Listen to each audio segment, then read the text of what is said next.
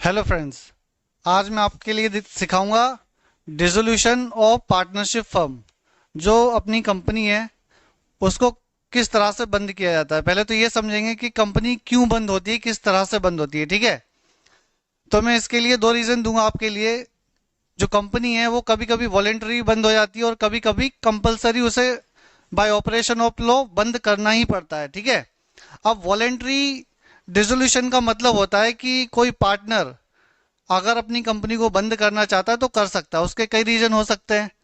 For example कि भाई उसकी उम्र ज़्यादा हो गई है, या फिर उसे इंटरेस्ट नहीं है, या तो उस बिजनेस की जगह उसे कोई दूसरा बिजनेस पसंद है। ठीक है, ये तो हो गया वॉलेंट्री डिसोल्यूशन, जिस तरह से जो पार्टनर है वो अपने आप ही उस कंपनी के लिए बंद कर सकता है। ठीक है, अब एक होता है अपना dissolution bye operation of law. अभी फॉर एग्जाम्पल अगर कोई भी कंपनी अगर इलीगल एक्टिविटी करती है, इलीगल एक्टिविटी मतलब कोई गलत काम। ठीक है, अगर कोई गलत काम कर रही है तो क्या होगा, उसमें गवर्नमेंट इन्वॉल्व होगी। तो वहां पर क्या बोलेगी गवर्नमेंट कि आपके लिए अपनी कंपनी को बंद करना ही पड़ेगा। ठीक है, वहां पर गवर्नमेंट का प्रेशर आएगा और वहां पर वो जो गवर्नमेंट है उस कंपनी के लिए बंद करा देगी। तो यहाँ पर कंपनी दो तरह से बंद होती है। या तो पार्टनर खुद ही कंपनी के लिए बंद करेंगे। ठीक है, या तो गवर्नमेंट बंद करेगी प्रेशर से। ठीक है, गवर्नमेंट कंपलसरी डिसोल्यूशन करती है। कंपलसरी डिसोल्यूशन का मतलब होता है कि उस कंपनी में कोई भी इलीगल एक्टिविटी हो रही है। अगर उस कंपनी में कोई इलीगल एक्टिविटी हो रही है इसका मतलब वो कंपनी बंद होनी ही चाहिए। ठीक है, दूसरी बात वॉलेंट्री डिसोल्यूशन। वॉलेंट्री डिसोल्यूशन का मतलब होता है कि पार्टनर इंसॉल्वेंट हो गया, ठीक है, तो भी कंपनी को बंद होना पड़ता है। रिटायर हो गया पार्टनर, पार्टनर की डेथ हो गई, पार्टनर को बिजनेस में इंटरेस्ट नहीं है, उसे लाइन चेंज करनी है बिजनेस की, तो इन सभी सिचुएशन में आपका बिजनेस जो है वो बंद होना होता है। ठीक है, अब मैं आपके लिए प्रोसीजर बता रहा हूं जो बिजनेस है वो किस तरह से बंद होता है। एग्जाम्पल के तौर पर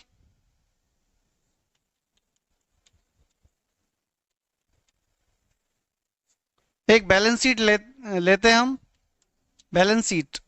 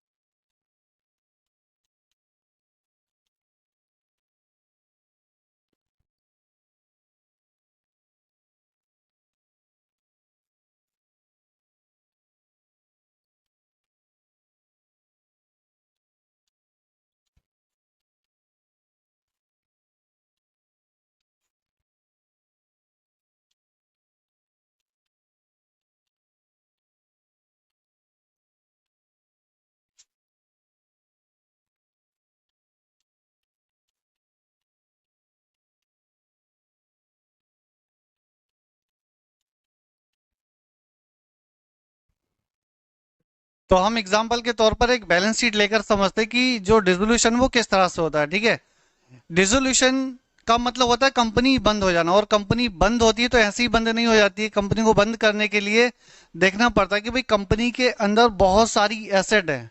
ठीक है, अब बहुत सारी एसेट है और बहुत सारी लाइबिलिटी भी है। कुछ लोगों से कर्जा भी ले रखा है ना, और कुछ लोगों को कर्जा दे भी रखा है, और कुछ एसेट अपने अपने कंपनी के अंदर भी है। तो इनका क्या, ठीक है, इनका कुछ ना कुछ तो करना पड़ेगा।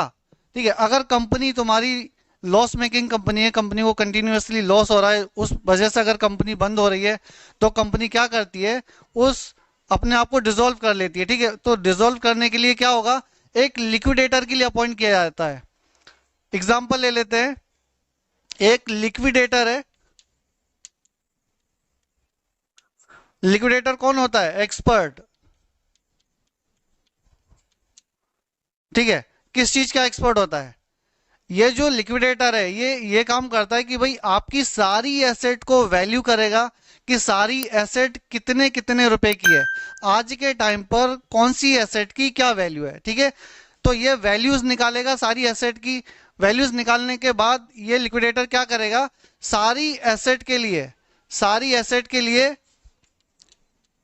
क्या करेगा, सेल कर देगा। ठीक है, सारी एसेट के लिए सेल करेगा, और जो भी पैसा आएगा सेल करने के बाद, जो भी अमाउंट आता है, कैश आता है, उस कैश का इस्तेमाल करेगा लायबिलिटी का पेमेंट करने के लिए। ठीक है, फॉर एग्जाम्पल यहां पर बहुत सारा पेमेंट आ गया है लिक्विडेटर के पास, तो वो क्या काम करता है, उस थोड़ा अमाउंट क्रेडिटर को देगा, बिल्स पेबल को दे देगा, बैंक को दे देगा। ठीक है, इन लोगों के लिए थोड़ा थोड़ा अमाउंट दे देता है जो भी कैश आता है।